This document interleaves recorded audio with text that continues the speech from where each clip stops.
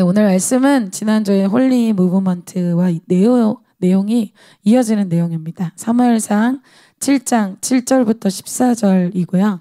제가 전체로 봉독하고 14절 다 같이 읽도록 하겠습니다. 여러분들이 MT가 끝나서 리셋이 됐었을 것 같지만 네, 이전 내용을 좀 여러분들이 생각하시면서 같이 말씀 보겠습니다. 이스라엘 자손이 미스바에 모였다함을 블레셋 사람이 듣고 그들의 방백들이 이스라엘을 치러 올라온지라. 이스라엘 자손들이 듣고 블레셋 사람들을 두려워하여 이스라엘 자손이 사무엘에게 이르되 당신은 우리를 위하여 우리 하나님 여호와께 쉬지 말고 부르짖어 우리를 블레셋 사람들의 손에서 구원하게 하시게 하소서 하니, 사무엘이 젖먹는 어린 양 하나를 가져다가 온전한 번제를 여호와께 드리고 이스라엘을 위하여 여호와께 부르짖음에 여호와께서 응답하셨더라. 사무엘의 번제를 드릴 때에 블레셋 사람이 이스라엘과 싸우려고 가까이 오매 그날에 여호와께서 블레셋 사람에게 큰 우레를 발하여 그들을 어지럽게 하시니 그들이 이스라엘 앞에 패한지라. 이스라엘 사람들이 미스바에서 나가서 블레셋 사람들을 추격하여 벳갈 아래에 이르기까지 쳤더라. 사무엘이 돌을 취하여 미스바와 센 사이에 세워 이르되 여호와께서 여기까지 우리를 도우셨다 하고 그 이름을 에벤에셀이라 하니라. 이에 블레셋 사람들이 굴복하여 다시는 이스라엘 지역 안에 들어오지 못하였으며 여호와의 손이 사무엘이 사는 날 동안에 블레셋 사람을 막으심에. 같이 읽겠습니다. 블레셋 사람들이 이스라엘에게서 빼앗았던 성읍이 에그론부터 가데까지 이스라엘에게 회복되니 이스라엘이 그 사방 지역을 블레셋 사람들의 손에서 도로 찾았고 또 이스라엘과 아모리 사람 사이에 평화가 있었더라. 아멘. 네, 오늘 말씀의 제목은 새로운 인생을 위한 3가지 방법입니다. 여러분 많지 않죠? 3가지. 아직 회복이 안 된 것 같아. 네, 오늘 우리는 이스라엘 백성의 개인의 인생과 또 이스라엘 전체 이 국가적으로 회복과 또 부흥이 일어나는 이 사무엘상 7장 내용을 오늘 보고자 합니다. 지난주 말씀과 이어집니다. 오늘 이야기는 엘리 제사장의 시즌을 지나서 사무엘이 이제 이 시즌으로 들어가는 이 내용입니다. 그래서 엘리 시즌이라고 하면 실패의 시즌이라고 할 수 있고 사무엘의 시즌이라고 하면 회복과 부흥의 시즌이라고 할 수 있습니다. 그래서 엘리 시대에 그런 실패하는 스타일이 이제 사무엘에 와서는 성공하고 승리하는 스타일로 바뀌는 것을 우리가 오늘 보고자 합니다. 그래서 오늘 이스라엘 백성이 미스바에 모여서 이전 엘리 스타일의 삶과 다르게 이스라엘 백성과 사무엘이 새로운 스타일로 도전하는 것이 오늘 3가지가 있습니다. 그것을 오늘 우리가 보고 그것을 우리가 오늘 또 이번 주간 일주일간 이것대로 사는 역사를 통해서 우리가 사무엘의 시즌, 회복과 부흥의 시즌을 경험하게 될 것을 선포합니다. 저도 그러고 싶어요. 그래서 여러분들 한번 보면, 여러분 주위 사람 보면은 와, 이 사람 진짜 좀 변화되겠다 하는 사람들이 조짐이 있습니다.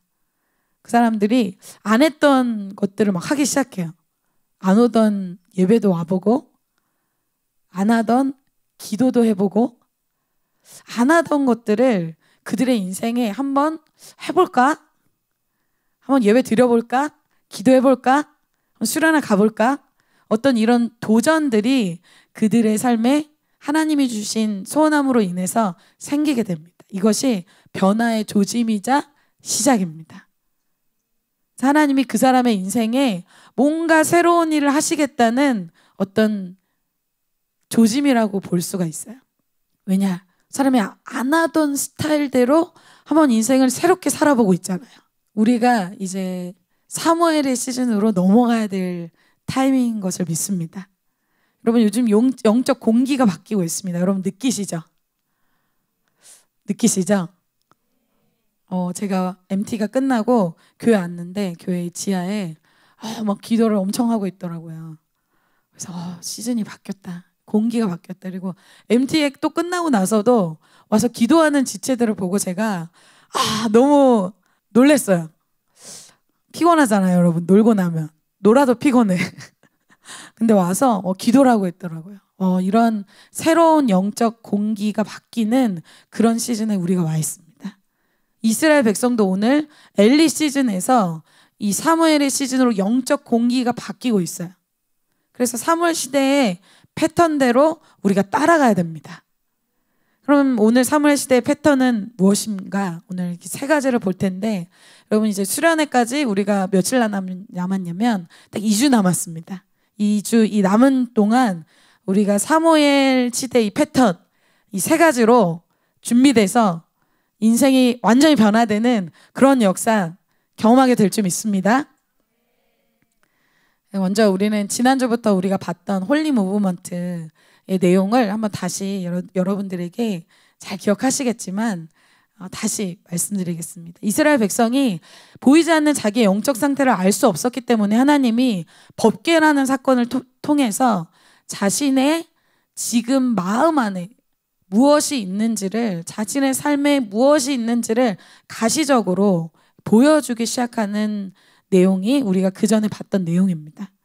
그래서 내 삶의 찌꺼기들, 또 내 안에 돈과 음란과 식탐과 미디어와 용서 못함과 시기와 여러 가지들이 있는, 그래서 그 삶이 아예 라이프 스타일이 되어버린 내 삶에 나도 깨닫지 못하고 나도 느끼지 못했던 영적 실체들을 하나님이 막 드러내기 시작하십니다. 그래서 나의 상태가 아주 지금 심각하구나, 그것을 이스라엘 백성으로 하여금 깨닫게 하시죠.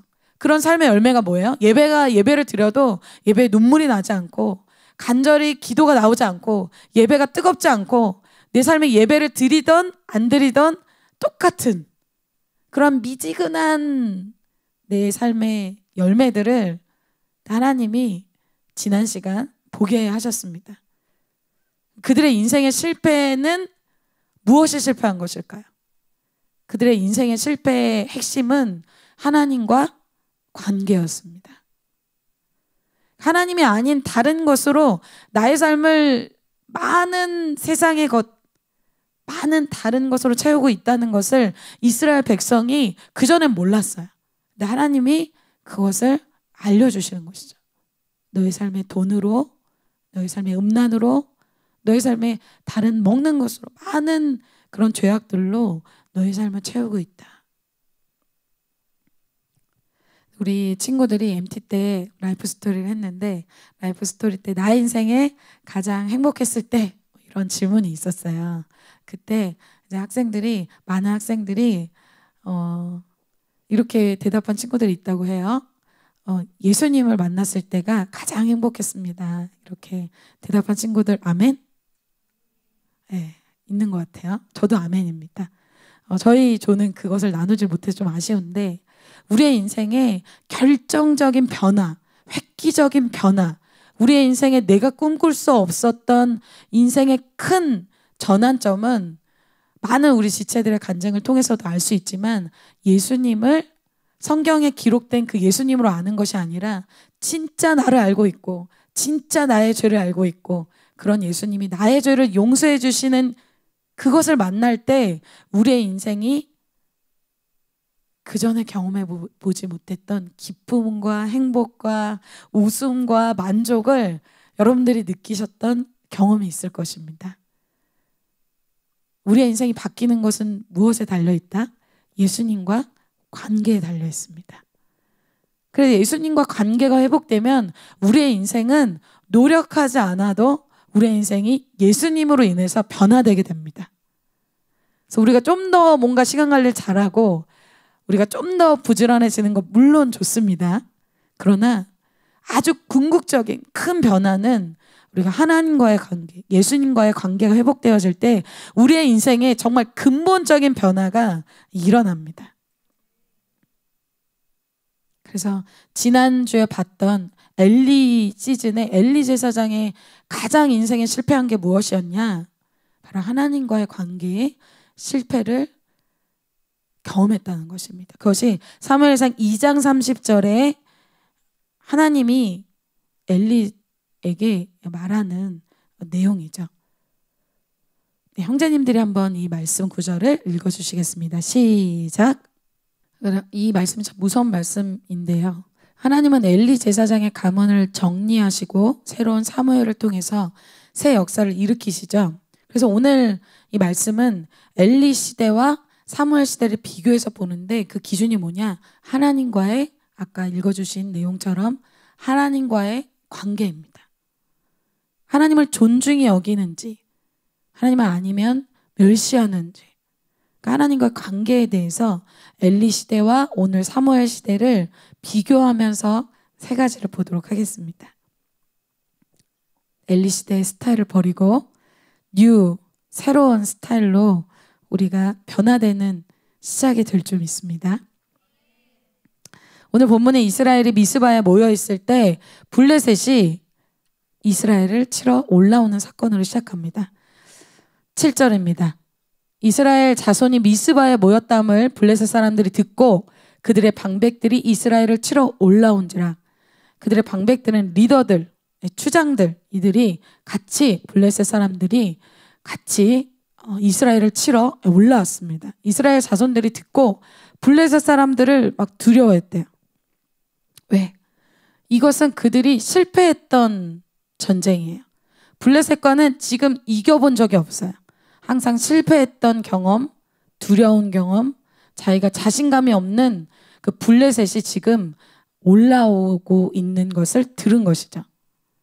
그 전에 엘리 시즌에 이 블레셋이 찾아왔을 때 처음에 전쟁에서 져서 몇 명이 죽었냐면 4,000명이 죽었습니다. 그래서 그들이 의지한 게 뭐였어요? 법궤를 들고 그들이 전쟁을 했는데 오히려 법궤를 들고 전쟁한 때에 몇 명이 죽었냐? 3만 명이 죽었습니다. 훨씬 많은 숫자가 죽었어요. 처절하게 패배하게 됩니다. 그러니까 그 전에 하나님과의 관계는 안 되는데 법궤만 들고 나온 거예요. 그런데 오늘 사무엘의 이 시즌에 들어와서 이스라엘 백성이 변화됩니다. 미스바에서 이스라엘 백성이 다른 모습을 오늘 취하게 되는데 그 첫 번째가 바로 하나님께 이스라엘 백성이 온전히 부르짖기 시작했다는 것입니다. 첫 번째로 하나님께 부르짖으라입니다. 그동안은 어려움이 올 때 이스라엘 백성이 다른 방법을 찾았어요. 여러분에게 정말 어려움이 올 때 여러분은 어떤 방법을 취하세요? 어떤 사람은 미디어로 도피하기도 하고 어떤 사람은 먹을 것을 막 찾아서 먹는 걸로 막 스트레스를 풀기도 하고 어떤 사람은 사람을 막 만나서 자기의 마음을 막 쏟아넣기도 하고 여러분 어떤 것을 하십니까? 오늘 너무 어려워. 너무 마음이 힘들어.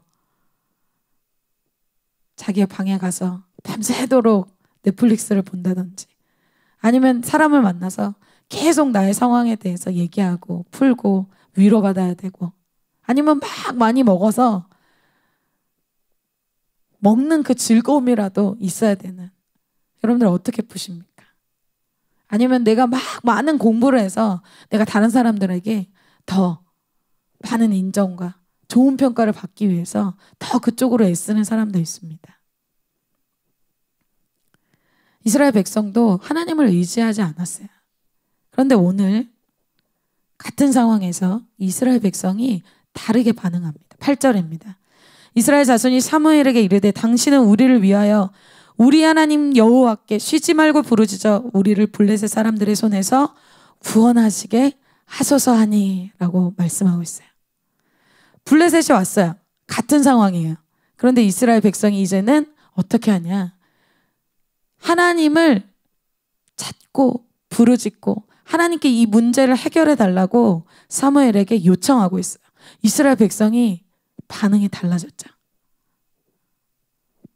하나님만을 의지합니다. 사무엘에게 하나님을 전적으로 의지하고 부르짖고 이 기도를 멈추지 않을 것을 그들이 요청하기 시작해요. 이스라엘 백성이 없던 모습이에요. 그래서 제가 요즘에 학생들의 모습에 없던 모습에 놀라고 있어요. 그래서 저희가 산기도를 막 열심히 했습니다. 그동안. 골반 기도로 바꾸면서 학생들이 조금 기도가 조금 약해지려나? 이렇게 생각을 했어요. 근데 항상 6시 반에 가보면 막 기도하고 있어요. 학생들이. 우리 1학년 학생들이 지금 치고 올라오는 것 같아요. 우리 1학년 학생들 사무엘인 줄 믿습니다. 1학년 학생들이 아멘한 건가? 새로운 이 영적 공기가 일어나고 있는데 이들이 이스라엘 백성이 기도라는 것이 어떤 의미예요? 하나님만을 온전히 전적으로 찾고 구하고 하나님이 나의 인생의 답이다 라고 표현하는 게 바로 기도라는 거예요.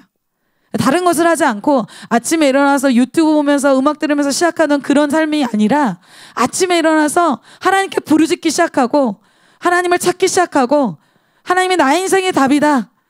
그렇게 고백하기 시작하는 무브먼트들이 일어나기 시작했다는 거예요.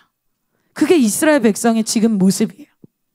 뉴 시즌으로 들어가는 라이프 스타일의 첫 번째가 뭐냐? 이 기도입니다. 그래서 기도를 전혀 안 하던 사람도 10분이라도 괜찮아요. 제가 아는 지체는 한사님 저 하루에 10분만 기도할게요 그랬어요. 네가 웬일이야? 너 진짜야? 그랬더니 네. 그래서 사실 솔직히 좀 못할 줄 알았어요. 근데 매일 와서 기도하는 거예요 그 친구가. 그래서 제가 기도하니까 어때? 답장이 이렇게 왔어요. 기도했는데 10분을 기도하는데 얼마나 간절히 기도하는지 그 기도의 응답의 내용이 저는 깜짝 놀랐어요. 그 친구를 몇 년을 봤는데 이런 걔가 쓴 건가? 그 친구가 쓴 게 아니라 저는 그 친구 어머니가 써준 줄 알았어요. 내용이 막 십자가 그리고 막 자기 상처 치유 그리고 자기가 이런 문제가 아니었으면 어떻게 하나님을 찾겠냐 막 예전에 원망과 불평과 막 슬픔과 이런 내용인데 내용이 너무 달라진 거예요. 제가 깜짝 놀랐어요. 하나님께 하지 않았던 이 기도를 하니까 10분이라도 그 사람의 인생에 놀라운 일들이 일어나는 거예요. 제가 너무나 놀랐습니다. 근데 오늘 이 성경의 본문이 집중하고 있는 것을 우리도 집중할 필요가 있어요. 이 성경 본문이 블레셋이 어떤지, 블레셋이 얼마나 강한지, 블레셋이 어떤 무기를 갖고 있는지. 사실 블레셋은 철병거를 갖고 있고 철 무기를 갖고 있는 강력한 이 적이거든요. 그것에 대해서는 성경이 전혀 기록을 안 하고 있어요. 블레셋이 어떻게 무장하고 왔는지, 어떤 군사력인지, 몇 명이 왔는지 이런 기록이 전혀 없어요. 왜 그럴까요? 하나님은 블레셋에 관심이 없어요. 왜? 하나님이 블레셋이 강해서 블레셋을 안 없애주는 것이 아니기 때문에 그래요. 사도행전을 요즘에 큐티의 본문으로 저희가 보고 있는데 하나님이 사도행전에도 똑같아요. 사도행전에서 얼마나 많은 핍박으로 얼마나 많은 사람이 학대당하고 힘들고 어려운지를 아주 그냥 한 줄로만 딱 기록하고 있어요. 방해, 공격 이런 것들을 하나님이 구체적으로 기록하지 않습니다. 왜? 그것 또한 하나님의 주권 아래서 하나님의 손 아래서 움직이는 것이기 때문에 그래요. 블레셋이 너무 강해서 우리의 문제가 너무 강해서 우리 인생에 내가 이것은 정말 해결할 수 없어 라고 생각하는 그런 문제들 하나님 앞에서는 오늘이라도 해결할 수 있는 문제예요.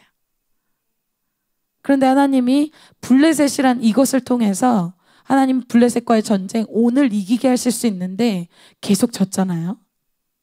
하나님이 원하시는 것, 하나님이 집중하시는 것이 다른 것이라는 것이죠. 먼저 하나님이 어떤 분이냐 우리가 그것을 알아야 돼요. 이 사건 전에 블레셋의 이 법궤를 이스라엘 백성이 빼앗기도록 하시죠. 이 법궤가 블레셋 적진에 들어갔을 때 법궤는 하나님의 임재를 상징해요. 이것이 블레셋 적진에 들어갔을 때 어떤 일이 있었냐?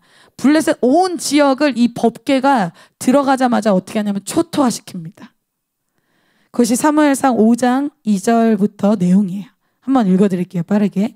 블레셋 사람들이 하나님의 궤를 가지고 다곤의 신전에 들어가서 이 우상의 신전이죠. 다곤 곁에 이 우상 옆에 하나님의 궤를 놔뒀어요. 그 이튿날 아침에 그들이 일찍 일어나 본즉 다곤이 여호와의 궤 앞에서 또다시 엎드러져서 한 번 엎드러졌었어요. 그런데 얼굴이 땅에 닿고 머리와 두 손목이 끊어져서 문지방에 있고 다곤의 몸뚱이만 남았어요. 완전히 주님이 다 잘라버렸어요. 6절 여호와의 손이 아스돗 사람에게 엄중히 더하사 독한 종기의 재앙으로 아스돗과 그 지역을 쳐서 망하게 하니 지금 초토화시키고 계세요. 10절 이에 사람을 보내어 블레셋의 모든 방백을 모으고 이르되 이스라엘 신의 궤를 보내어 그 있던 곳으로 돌아가게 하고 우리와 우리 백성이 죽임당을 면하게 하자 하니 이는 온 성읍이 사망의 환난을 당함이라. 거기서 하나님의 손이 엄중하심으로 죽지 아니한 사람들은 독한 종기로 치심을 당해 성읍의 부르짖음이 하늘에 사무쳤더라. 그래서 뭐를 얘기하고 있는 거야? 하나님이 이 블레셋에 들어가서 이 지역을 그렇게 이스라엘 백성이 두려워하고 힘들어하고 해결할 수 없는 그 블레셋에 대해서 하나님이 들어가서 어떻게 하냐면 초토화시켜 하늘에 사무칠 정도로 재앙과 죽음으로 주님이 그곳을 쓸어버리는 걸 보여주고 있어요. 이 전쟁 전에 하나님이 기록하고 있는 내용이에요. 그런데 여러분, 이 단번에 하나님이 이스라엘 백성을 그냥 다 죽이실 수 있는 이분이, 이 강력한 분이, 저는 그게 전율이 흐르더라고요. 이스라엘 백성을 향하여서는 얼마나 기다리시고 온유하신지, 얼마나 이들을 용서하시길 원하시고 얼마나 인내하시는지. 그 이스라엘을 향해서 딱 돌아서면은 하나님이 너무 이상할 정도로 부드러워지시는 거예요. 얼마나 사랑하시는지. 즉 하나님은 블레셋을 단번에 없앨 수 있는 분이에요. 우리의 적, 우리가 두려워하는 사단, 이 적은 이미 예수님의 발 앞에 패배한 존재야. 그래서 여러분 방해를 막 너무 두려워하고 막 가인 올리면 가인 올린 것 때문에 막 힘들어하고, 여러분 제가 잘하는 말이지만 창피하게 생각해야 돼요. 하나님의 자녀가 막 가인 올려도 막 힘들어하고 악몽 막 꿔서 막 두려워하고, 하나님의 자녀는 그런 존재가 아니에요. 우리가 믿는 하나님이 크신 하나님이기 때문에 그렇습니다. 그러나 하나님이 오늘 블레셋의 공격을 허락하시죠. 하나님이 지금 문제 해결에 집중하지 않고 있다는 것을 말씀하고 있어요. 블레셋에게 관심이 없어요. 하나님은 나에게 관심이 있어요. 여러분에게 관심이 있어요. 나는 진로라는 어떤 문제, 하나님 이것 좀 해결해 주세요. 난 질병이라는 어떤 문제, 하나님 이것 좀 고쳐주세요. 친구 문제, 가정 문제, 내 안에 남에게 말할 수 없는 그 문제들 해결하길 원하잖아요. 그런데 하나님은 그 문제 해결할 수 있는 분이에요. 그런데 하나님은 문제 해결이 아니라고 얘기하시는 거예요. 하나님은 이 문제를 통해서 하나님께 내가 나오기를 원하시는 거예요. 이스라엘의 마음이 상해서 하나님께 나오기를 원하시는 것이죠. 여러분, 우리의 죄인의 마음은 사건이 없으면 하나님께 나오질 않아요. 하나님이 우리의 반응을 기다리고 계십니다. 사무엘의 이 내용의 첫 시작이 한나의 이야기예요. 한나가 아이를 못 갖게 하세요. 하나님이 하십니다. 그래서 분인나가 아이를 많이 갖고 있기 때문에 아이를 많이 낳아서 그 자녀가 많은 것으로 이 한나의 마음을 더 힘들게 해요. 사건을 주는 거죠. 그때 한나가 분인나를 붙잡고 용서하지 못하는 마음 때문에, 시기가 나는 마음 때문에 사람에게 자기의 마음을 풀지 않아요. 한나가 어떻게 한다? 자기의 온 마음을, 심령을 하나님께 막 쏟아내요. 그것이 사무엘상 1장 내용입니다. 한나가 마음이 괴로워서 여호와께 기도하고 통곡하며, 그가 여호와 앞에 오래 기도하는 동안에 엘리가 그의 입을 주목한즉 한나가 속으로 말하며 입술만 움직이고 음성은 들리지 아니하므로 엘리는 그가 취한 줄로 생각한지라.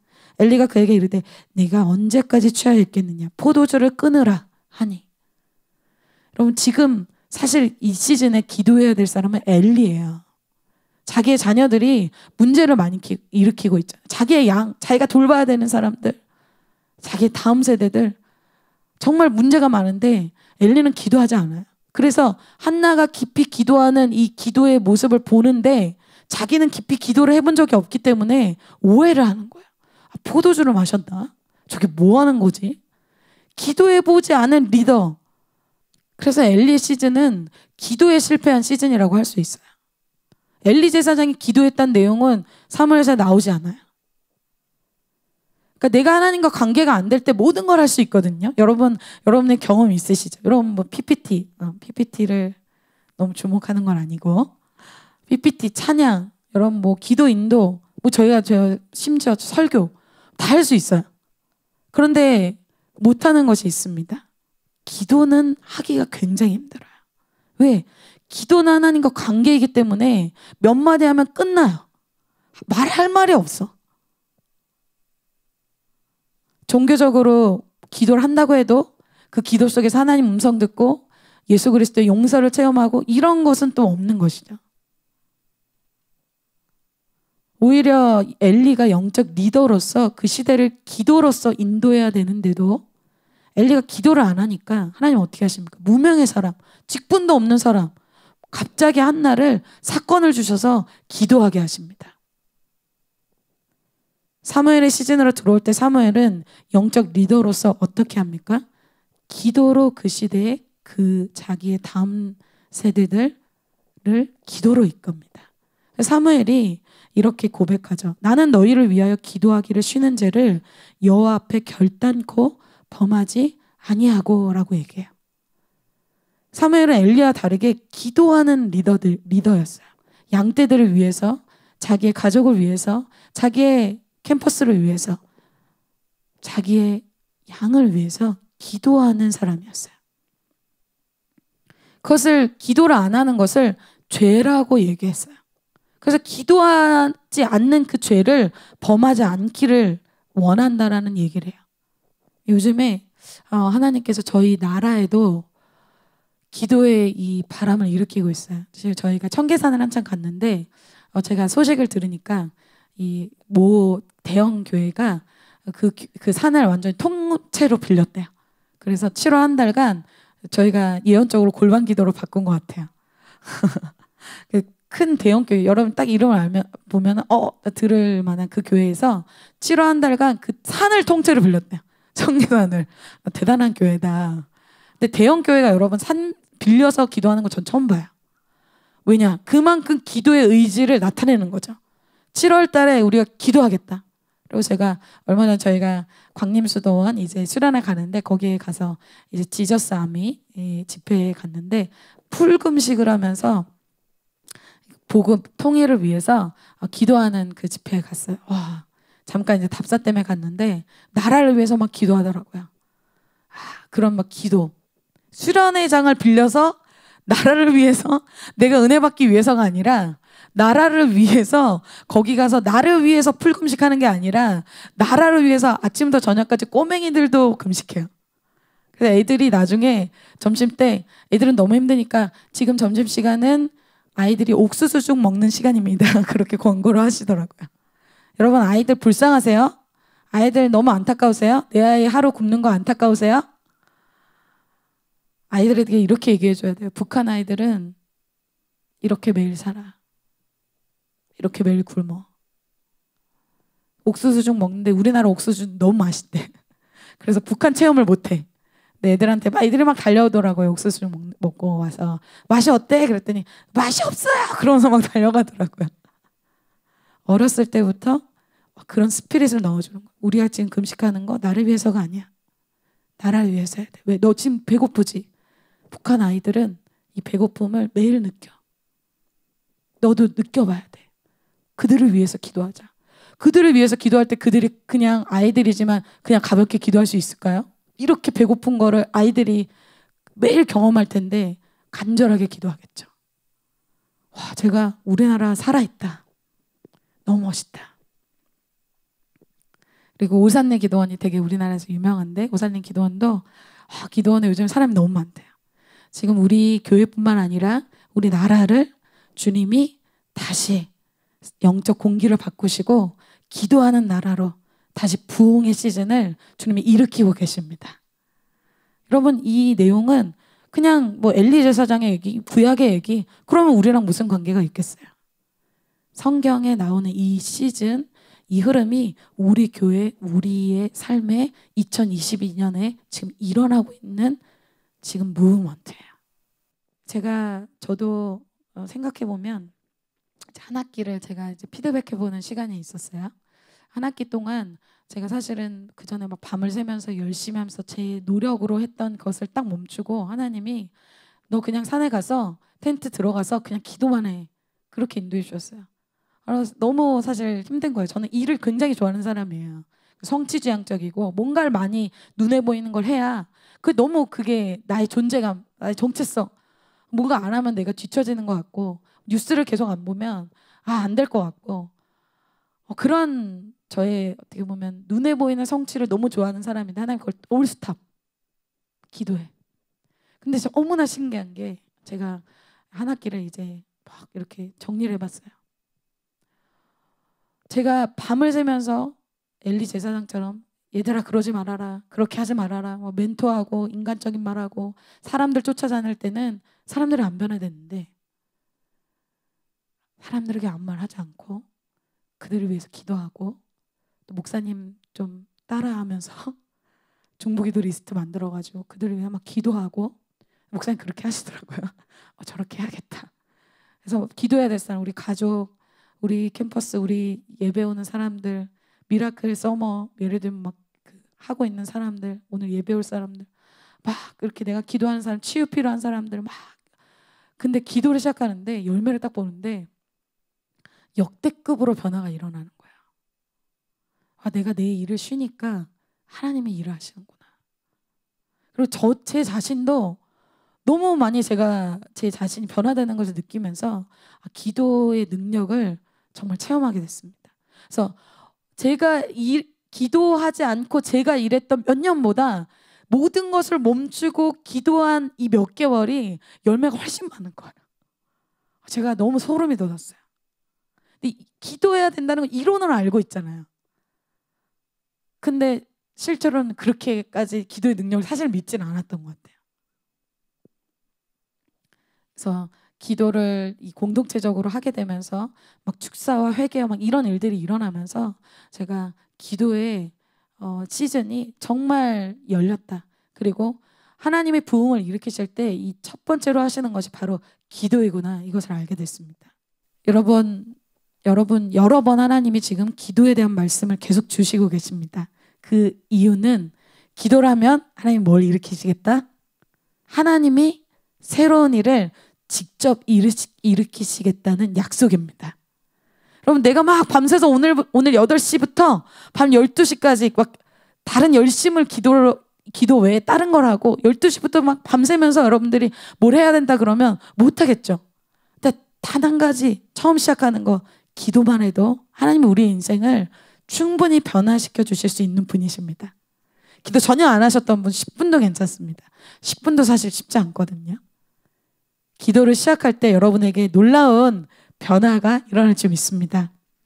두 번째, 블레셋이 이스라엘을 치러 올라올 때 하나님께 막 부르짖어 달라고 막 기도의 이 첫 번째 이 모습을 보여줬고, 두 번째는 이스라엘 백성이 하나님께 온전한 이 번제를 드리는 것이 두 번째 이야기입니다.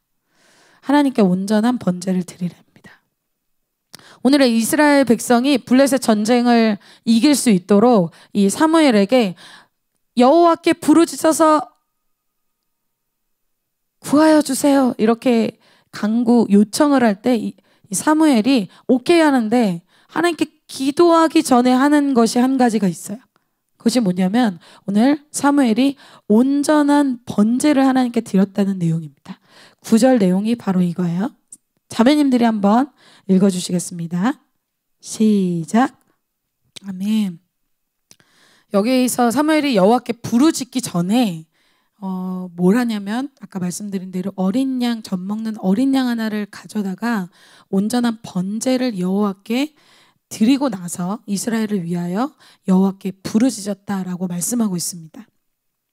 여기서 제사에 대해서 얘기하고 있는데 이것도 역시 엘리의 시즌과 상반된 내용으로 나오는 내용입니다. 엘리의 시즌에 하나님이 자세하게 기록하고 있는 것이 있는데 뭐냐면 엘리 제사장의 아들들이 제사 드리는 모습을 하나님이 굉장히 구체적으로 기록해 놓고 있어요. 오늘 이 사무엘의 제사는 엘리의 아들들이 드렸던 제사와 굉장히 상반된 모습을 보여주고 있어요. 엘리 제사장의 아들들이 제사를 드리는 모습을 잠깐 보도록 하겠습니다. 엘리의 아들들은 행실이 나빠 여호와를 알지 못하더라. 여기서 엘리의 아들들, 이 제사장이었던 엘리의 아들들이 행실이 나빴다는 것은 도덕적으로 그들이 뭐 나쁜 사람이었다, 도덕 윤리적으로 나쁜 행동을 했다, 뭐 살인을 뭐 저지르고 강도를 저질렀다, 그런 의미가 아닙니다. 여기서 행실이 나빴다라는 기준은 하나님의 기준입니다. 하나님 앞에서 그들이 악하게 행동한 것이죠. 죄를 지은 것입니다. 그것이 뭐냐? 이제 제사에 대해서 나오는데 이걸 읽으면 이게 뭔 말이지? 좀 이해가 되지 않아요. 제사에 대해서 먼저 설명을 여러분 듣고 이 구절을 읽으면 그때 되면 이해가 됩니다. 어떤 백성들이 하나님께 제사를 드리려고 찾아오면 제물을 잡아가지고 오면 그것을 고기를 익히게 돼요. 그런데 신명기에 보면 그 고기를 이제 제사를 하러 온 그 백성이 어떤 부위는 백성이 갖고 어떤 일부 부위, 특정 부위가 있습니다. 고기에 그런 어린 양이라든지 소라든지 여러 가지 그 번제나 여러 가지 제사로 드리는 그 동물들의 각 부위들을 하나님이 제사장은 이 부위를 가져 뭐 널쩍다리라든지 위라든지 이런 부위가 특정 부위가 신명기에 보면 정해져 있습니다. 그리고 이스라엘 그 제사를 드리러 온 사람이 나머지는 당연히 그 사람이 갖게 되는 것이 원래는 원칙입니다. 그런데 오늘 엘리 제사장의 아들들은 어떻게 하냐면 갈고리를 자기 그 종에게 시켜서 그 고기를 삶고 있을 때 갈고리에 찍히는 모든 고기를 다 자기에게 갖고 오라고 명령을 합니다. 그 내용이 13절 14절 내용입니다. 그 제사장들이 백성에게 행하는 관습은 이러하니 곧 어떤 사람이 제사를 드리고 그 고기를 삶을 때에 제사장의 사원이 손에 세 살 갈고리를 가지고 와서 그것으로 냄비에나 솥에나 큰 솥에나 가마에 찔러 넣어 갈고리에 걸려 나오는 것은 제사장이 자기 것으로 가지되 실로에서 그곳에서 온 모든 이스라엘 사람에게 이같이 할 뿐 아니라, 한두 번 그렇게 한 게 아니라 계속 이스라엘 백성이 제사 드리러 올 때마다 반복적으로 습관적으로 계속 그랬다는 내용이에요. 하나님이 세운 기준을 완전히 없애버리고 자기가 갖지 않아도 되는 것들을 자기 욕심으로 취하고 있는 것이죠. 그리고 특별히 제사에는 이 기름이라는 것이 중요합니다. 이 기름은 기름을 태워서 하나님께 드리라고 나와 있어요. 기름은 하나님 거예요. 그래서 먼저 단위에서 그 기름을 태우고 나서야 하나님께 바치고 나서야 제사장들이 자신의 몫을 취할 수 있었습니다. 그런데 하나님께 드리는 기름을 태우는 것도 무시하고 이들이 고기도 다 익혀야 되는데 익히지도 않고 날것 그대로 그들이 가져가는 내용이 15절부터입니다.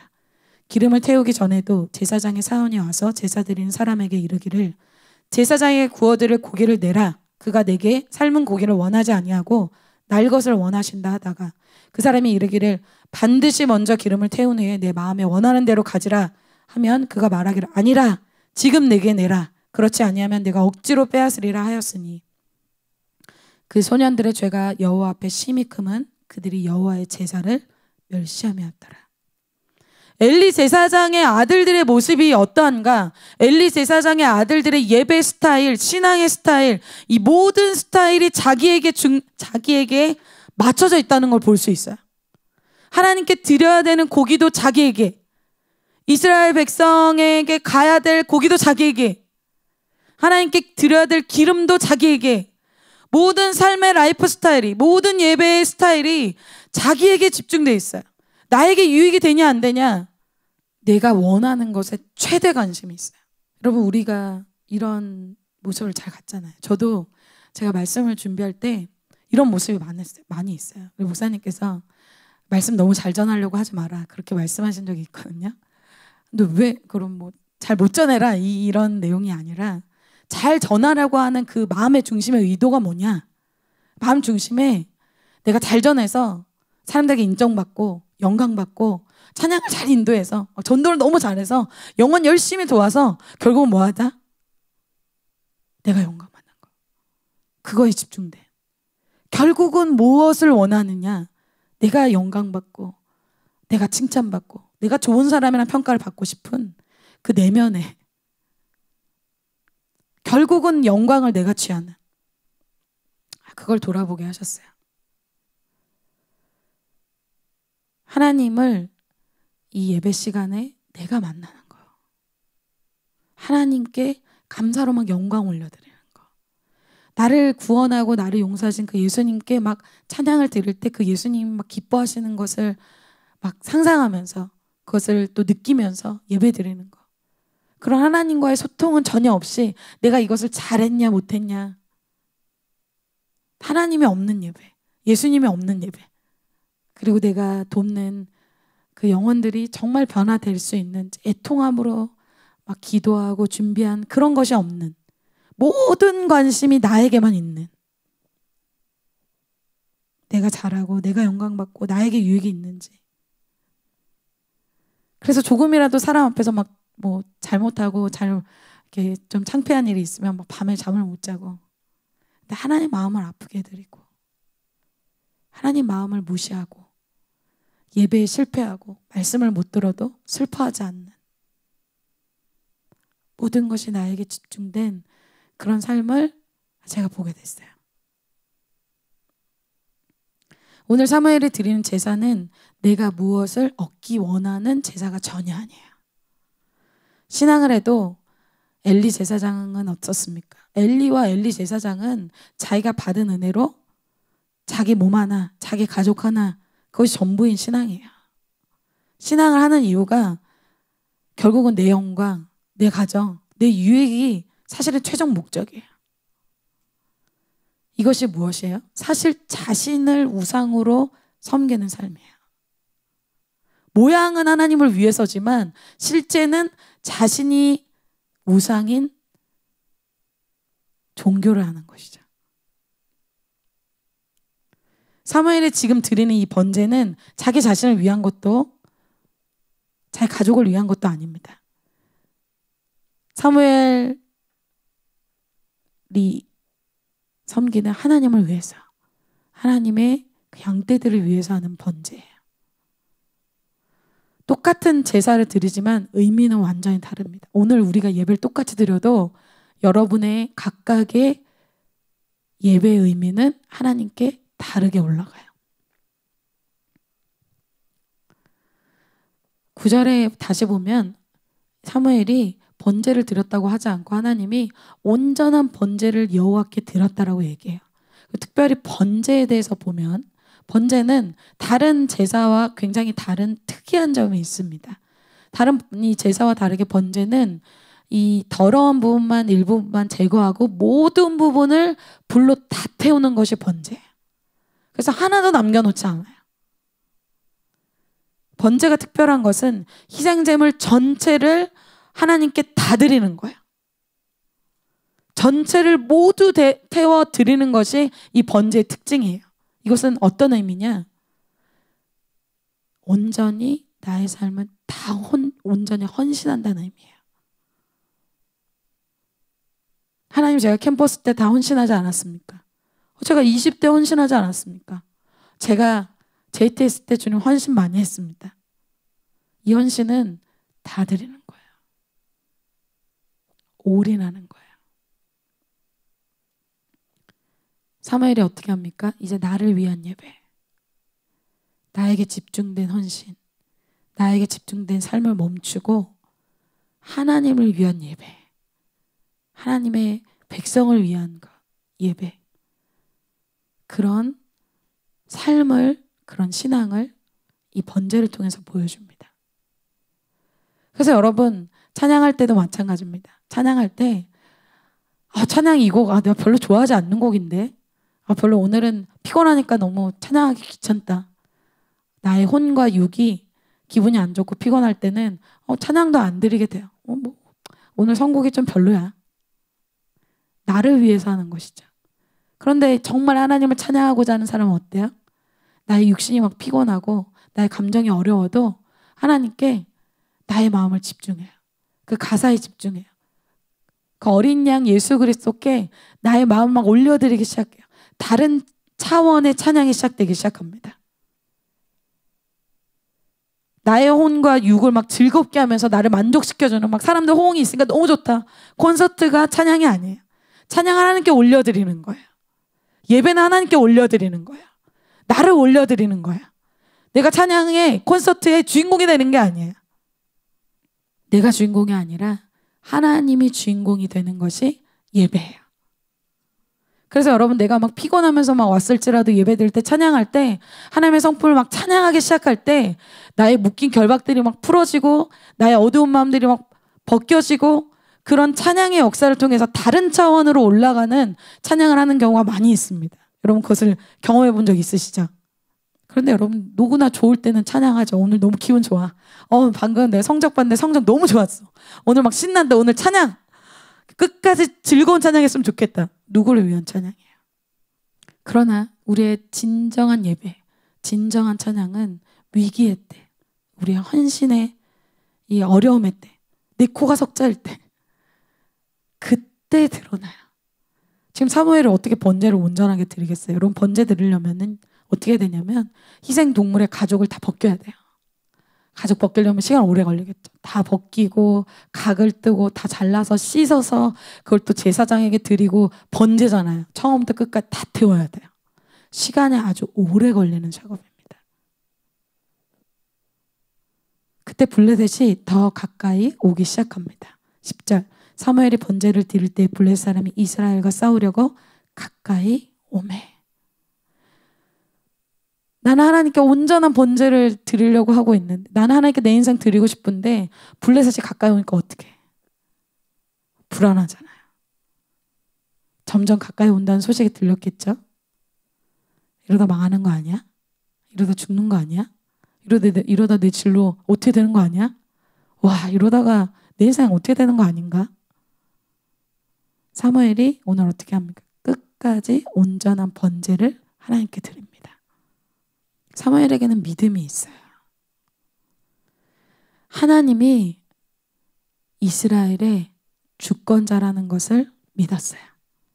나의 인생을 높이기도 하시고 낮추기도 하신다는 그것을 믿었어요.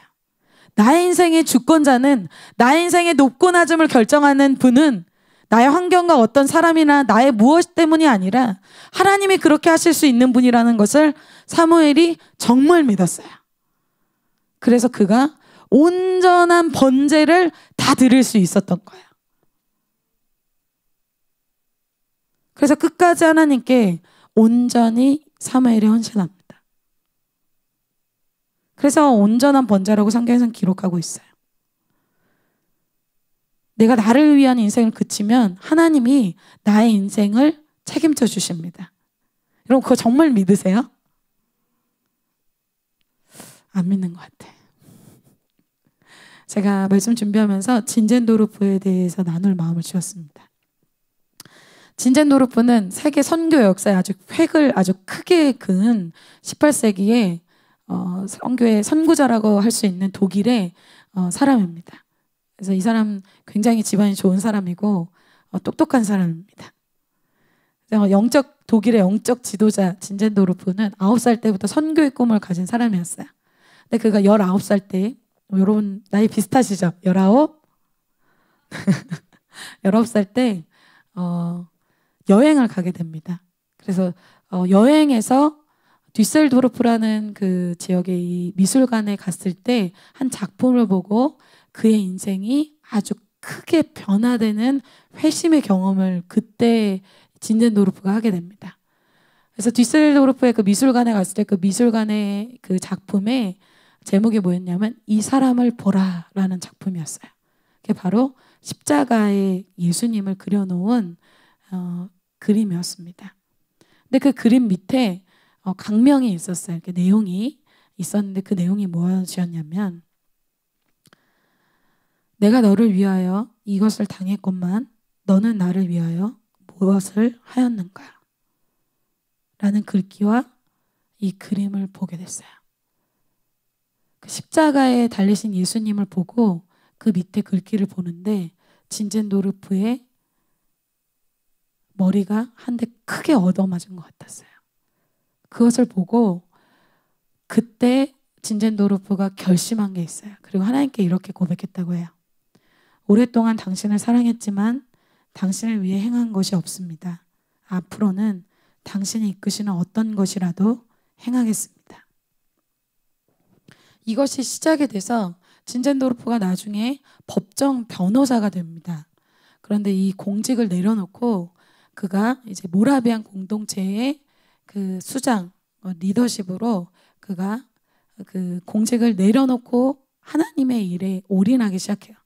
여러분 그 모라비안에 대해서 되게 많이 들어보셨을 텐데 모라비안은 굉장히 작은 공동체입니다. 300여 명 되는 공동체가 그 시대에 회긁은 공동체가 됐습니다. 그 시작이 바로 진젠도르프죠. 그래서 247 기도라는 것을 많이 들어보셨죠?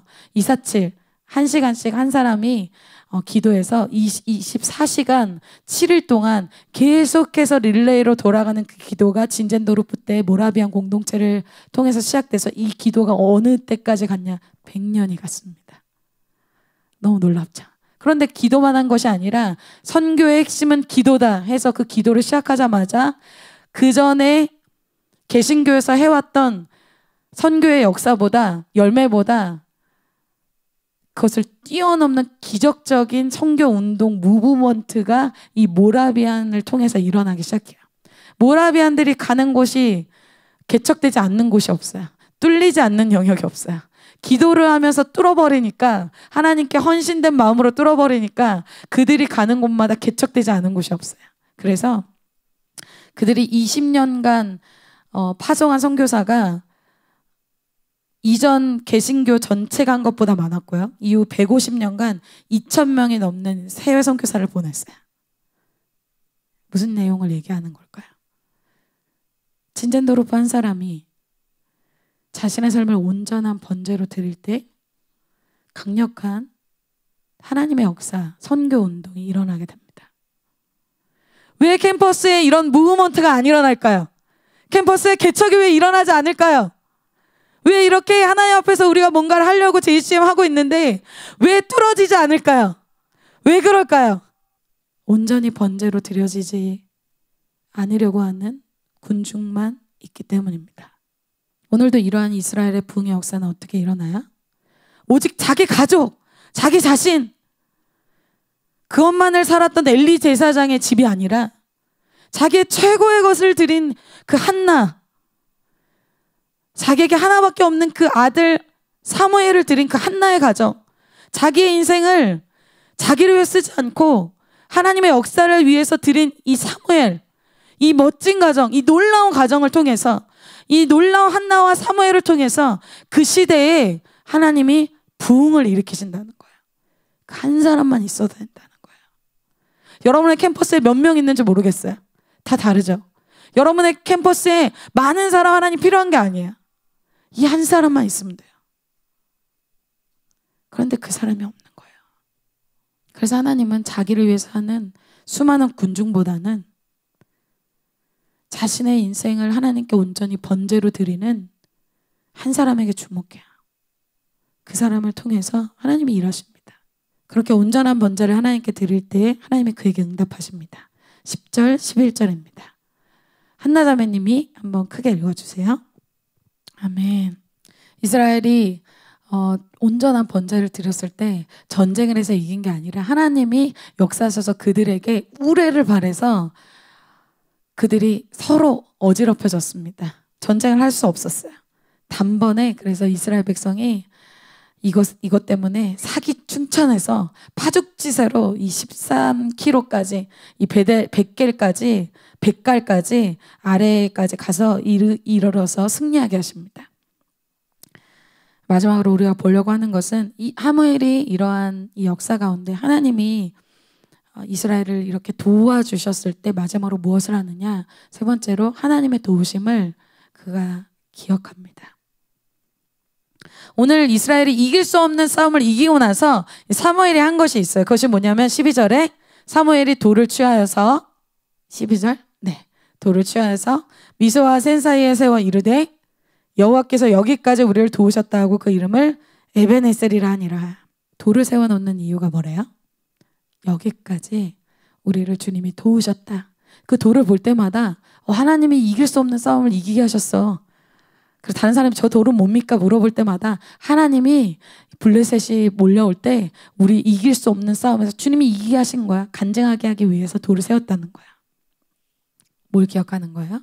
하나님이 우리에게 행하신 일들을 감사하고 기억하길 원하신다는 거야. 아까 얘기했죠. 블레셋 족속은 이런 철병기를 소유하고 있었기 때문에 이스라엘의 군사력으로는 절대 이길 수 없는 적이에요. 그런데 여러분, 죄인이 어떤 모습을 갖고 있냐? 죄인의 시간이 지나면 이 하나님의 놀라운 역사가 하나님이 이루신 것이 아니라 자기가 이뤘다는 착각을 해요. 개구리가 올챙이적 생각을 못하는 것처럼 원래 자신이 이 모습이었던 걸로 착각을 해요. 원래 자신이 승리자의 모습인 것으로 착각을 해요. 하나님이 나에게 베푸신 은혜, 하나님이 나에게 지금까지 행하셨던 공급과 보호와 인도하심과 이 모든 것이 하나님이 나에게 해주셨던 것으로 생각하는 것이 아니라 그래서 내가 좀 기도했잖아. 그래서 내가 이렇게 했잖아. 그래서 내가 좀 번제 드렸지. 이렇게 기억한다는 거야. 이게 어떤 모습이다? 받은 것에 감사하지 않았던 엘리의 모습이에요. 사무엘상 2장 27절 28절 말씀입니다. 하나님의 사람이 엘리에게 와서 그에게 이르되 여호와의 말씀에 너희 조상의 집이 애굽의 바로의 집에 속하였을 때가 그들에게 나타나지 아니하였느냐. 이스라엘 모든 지파 중에서 내가 그를 택하여 내 제사장으로 삼아 그가 내 제단에 올라 분향하며 내 앞에서 에봇을 입게 하지 아니하였느냐. 이스라엘 자손이 드리는 모든 화제를 내가 내 조상의 집에 주지 아니하였느냐. 엘리에게 하나님의 사람을 보내셔서 하나님 무엇을 기억하게 하시냐면 내가 너에게 줬던 것을 생각해봐라. 이스라엘 백성이 하나님께 애굽 노예였을 때 그들에게 바로의 앞에 모세를 보내셔서 그들을 노예 백성에서 놀라운 이제 정복하는 백성으로 주님이 삼아주셨습니다. 우리가 철저히 제가 저의 삶을 생각할 때도 철저히 무기력한 그 죄인이었을 때, 정말 나도 내 인생을 포기했을 때, 내가 나를 볼 때 정말 형편없을 때, 누가 나를 도와줄 수 없을 그때 하나님이 예수님을 저에게 보내주셨었습니다. 직분도 주시고 필요할 때마다 물질을 공급해 주시고 그것 때문에 감동하면서 울기도 하고 감사하기도 했고 그런 것들을 주님이 기억해 보라는 거예요. 원래 우리가 이 모습이 아니었던 것을 기억해야 됩니다. 그래서 제가 최근에 회개한 것이 하나님께서 최근에 이제 제가 사건과 또 큐티를 통해서 하나님이 깨닫게 하신 것이 저의 삶에 왜 이렇게 돌파가 안 되지? 왜 이렇게 영적으로 확 이렇게 뚫리지 않지? 그 마음 때문에 계속 기도를 하고 있어요. 하나님, 제가 오랫동안 이렇게 기도를 했는데 제가 확 뚫리지 않는 느낌이 나는데 왜 그럴까요? 뭐 내 삶에 뭔가 부족한 것 같다. 그런 기도 제목을 갖고 기도했는데 하나님이 여러 가지 사건을 통해서 또 큐티 말씀 하루는 참 큐티가 참 놀라운 것 같아요. 큐티 말씀 묵상하는데 제 자신이 무엇이 지금 부족해서 내가 지금 돌파가 안 되는 것이 아니라 이미 받은 것을 주님 앞에서 너무 잊어버린 것 때문에 돌파가 안 된다는 걸 알게 하셨어요. 부족해서가 아니에요. 더 필요한 게 아니에요. 이미 받은 것을 세어봐야 돼요. 이미 받았는데 잊어버린 것을 세어봐야 돼요. 여러분 여기서 이렇게 찬양하고 여기서 이렇게 여러분들이 예배 드릴 수 있는 사람 저도 여러분도 아니었습니다. 많이 변질된 저의 모습 때문에 사실 그 큐티 시간에 너무 충격을 받았어요.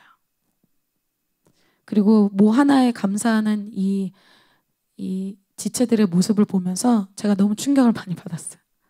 하나님이 기도하고 집에 돌아갈 때 버스가 바로 오게 해주셨어요. 그것 때문에 너무 막 행복하고 간증이라고 막 얘기하는 한 지체의 모습을 보는데 기쁜데 슬펐어요. 우프 같은 그런 느낌. 제가 나는 사실 저거보다 더 많은 체험을 했고 더 많이 받았는데 그 지체는 나보다 덜 받았는데 너무 기뻐하고 있는데 난 더 많이 받았는데 왜 이렇게 나는 지금 이렇게 무기력하게 감사를 잃어버렸을까? 오늘 이 승리가 있기까지 이스라엘이 한 것이 사실 아무것도 없습니다. 빠르게 변심하는 이스라엘 백성, 약속했다가 약속을 계속 저버리고 하나님을 잊어버린 이 이스라엘 백성을 이렇게까지 인도하신 것은 하나님의 단지 하나의 신실한 사랑과 하나님의 열정 때문입니다. 그래서 사무엘의 것을 기억하게 하는 돌을 세우는 것입니다. 우리를 여기까지 도우셨다라는 뜻의 에벤에셀이라 이름 짓고 이스라엘 백성의 것을 볼 수 있도록 너희들이 어떤 상태에 있었는지, 어떤 도움을 받았는지, 어떻게 캠퍼스에 들어왔는지, 어떻게 지금 너의 삶이 이렇게 되었는지 기억해 보라고 하십니다. 이렇게 할 때 하나님은 이스라엘에게 온전한 회복을 주십니다. 13절, 14절입니다. 다 같이 한번 읽어볼까요? 시작. 이에 블레셋 사람들이 굴복하여 다시는 이스라엘 지역 안에 들어오지 못하였으며 여호와의 손이 사무엘이 사는 날 동안에 블레셋 사람을 막으심에 블레셋 사람들이 이스라엘에게서 빼앗겼던 섬 에그론부터 가드까지 이스라엘에게 회복되니 이스라엘이 그 사방 지역을 블레셋 사람들의 손에서 도로 찾았고 또 이스라엘과 아모리 사람 사이에 평화가 있었더라. 하나님과의 관계가 회복될 때 하나님이 그 나머지 것들은 다 되찾아오게 하십니다. 다 회복되게 하십니다. 하나님이 원하신 것은 이스라엘의 마음이었기 때문이죠. 결론이에요. 오늘 실패한 라이프 스타일에서 엘리 제사장의 시즌에서 승리하는 스타일 사무엘의 시즌으로 가기 위한 3가지를 봤습니다. 첫 번째는 기도고, 두 번째는 온전한 번제인 헌신이고, 세 번째는 돌을 세우는 감사입니다. 기도와 헌신과 감사에 대해서 하나님 말씀해 주셨습니다. 이것을 회복할 때 여러분과 하나님과의 멀어진 그 관계가 다시 회복되어지고 온전한 회복이 또 새로운 변화가 여러분의 삶에 일어나게 되기를 축복합니다.